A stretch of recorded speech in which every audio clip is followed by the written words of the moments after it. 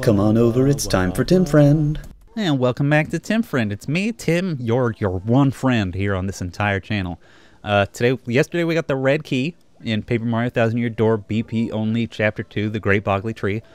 And we're going to use the red key on the red cell door. This opens the Elder's door. Wow, now we get to rescue the Elder. Isn't that wild? Elder, we're back. We're here to rescue you. Foolish child. Punio, sit down this instant and keep your mouth shut. Huh? What? Why? What did I do? Listen, Elder, I don't know why you're mad, but we came here to help you. Stop your mumbling, you, and mind your elders, you whelp! How could you abandon your poor sister and run off like that? Absolutely shameful. But Elder, I just went to find help, to help rescue you. Oh, stop with the whining. You never interrupt an elder mid-lecture. Never. You wonder why the other punies call you a doofus sometimes? That's why. And your time to be a doofus is over, because you have to lead our puny tribe one day. That day is not far off, and that is why you need to listen. Now, first of all, and then he gets lectured. Several hours later. A fucking SpongeBob-ass joke. Or else. You got that? From now on, you've got to get your act together, Punio. Yes, Elder. Yes, I understand. Bah, only answer once. But say, by the way, why are you here anyway? I was just telling you. We came to rescue everyone. We started with you, Elder. Oh, is that so? Well, good. In that case, get me out of here already. Criminy. This cell is cold, which isn't good for the old back. And there's this damp stench. I like that the Elder doesn't have the little legs, just kind of ripples across the floor. Well, there she goes. Enough standing around. Mario.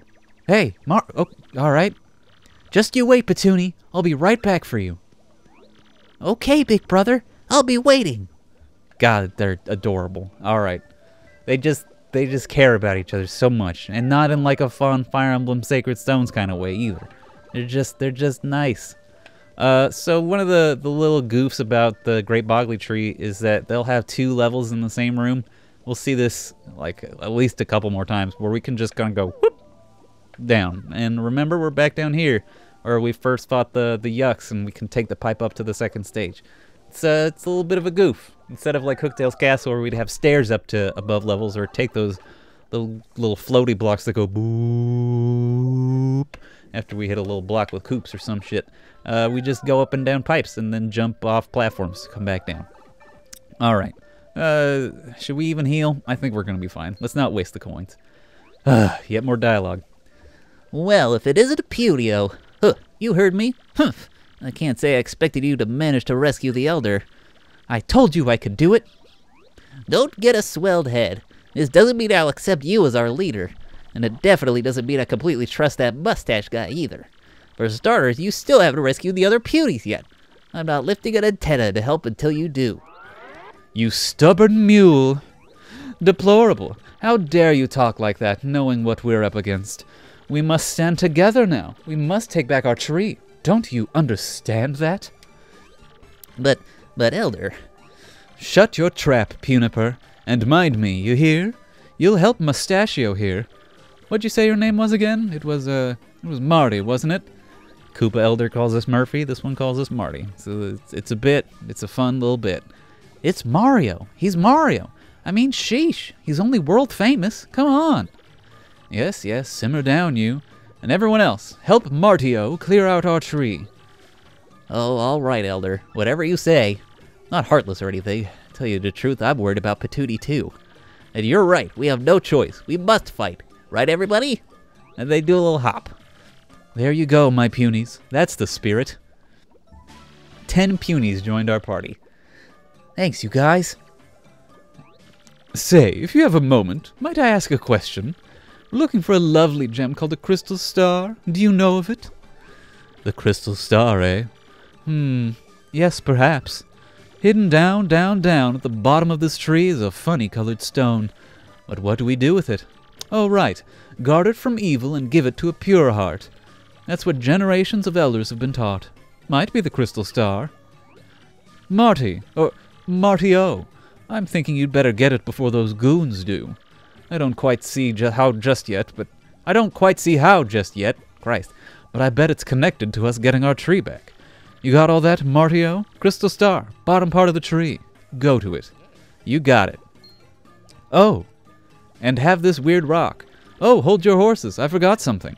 Before you can get the Crystal Star, you must save all of the captured punies. Yup, you'll never get to that gem without the help of the punies, not a chance.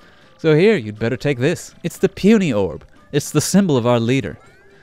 It's here. Don't ask how I was holding it when it's larger than me. If you place this in the pedestals you see around the tree, the punies will gather. Just remember to take the orb with you when you're done using it. Because, well, if you don't, everyone will just kind of hang out and stare at the orb. Yeah, I mean, that's true. All right, you guys, let's go rescue everybody.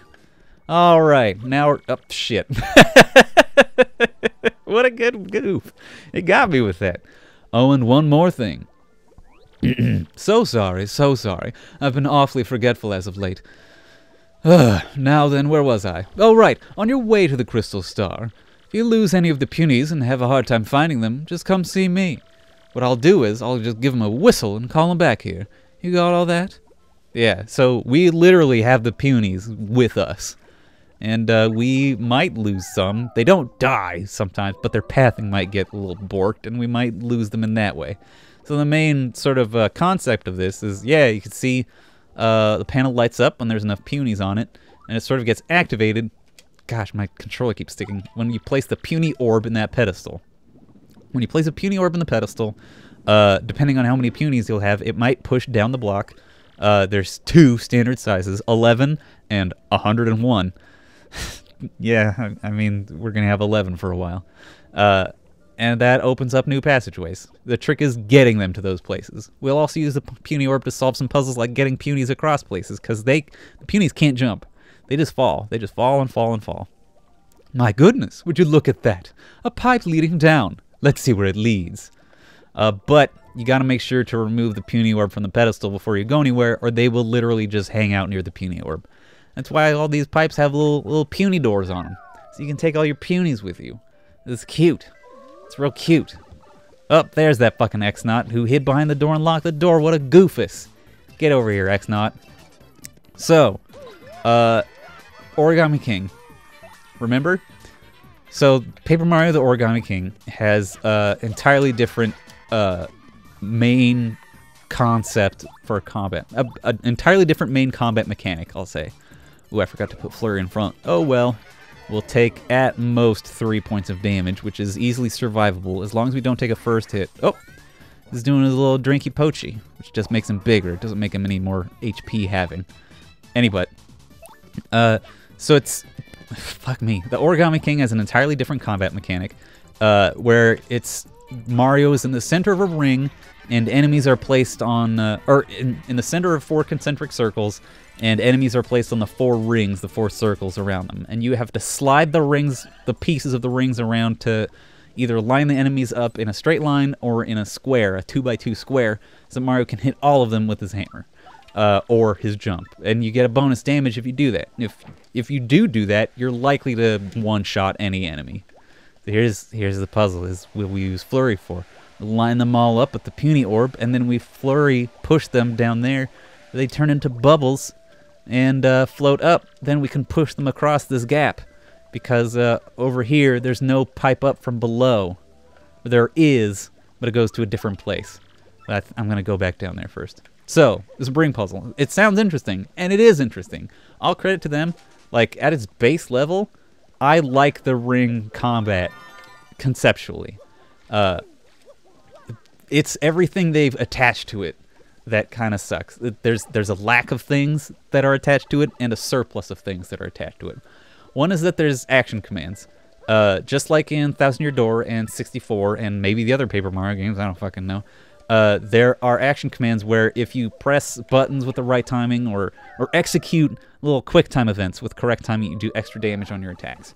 Now that makes sense in Paper Mario Thousand Year Door, because like if you execute an action command on a jump, you do double damage effectively, or on a hammer you hit with twice the power. This is a piter, by the way. It's a spider without the S. Isn't that silly? Isn't that a silly little thing? We don't gotta... I mean, we can just fucking power jump on it. Who gives a shit? We're about to level up, and we'll definitely level up off these piters. So there's action commands on it in the ring system, which, okay, sure, in that vacuum seems fine. But another part of the problem is that there's no transparency. You know what your health is. You don't know what the enemy's HP is at all. You also, like, you can't tattle to learn their stats. Ew! Goombella doesn't like spiders. Besides its normal attacks, it might spit 3 web wads at you consecutively. You'd better have good timing if you want to guard against his attacks. It also says here that the punies can't stand piters, so I'm not the only one. Just the sight of these things makes punies flee in terror. I know how they feel. So yeah, the punies are a fun little, or the piters are a fun little mechanic in that they dislodge the punies from your party. They will make them run screaming in terror. God dang it. Just fuck off. Stop wasting my time. I gotta kill this piter. I'm so bad. I've missed so many stylish inputs.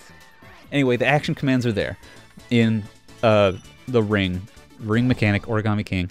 There's no transparency, so you don't know what math is going into your attack damage, and it's not as clear-cut as other Paper Mario games where it's like a jump attack does 1, a jump attack with action command does 2, or 1 twice.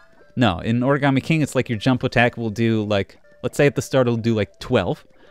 And then if you land the action command, it'll do 13 to everyone.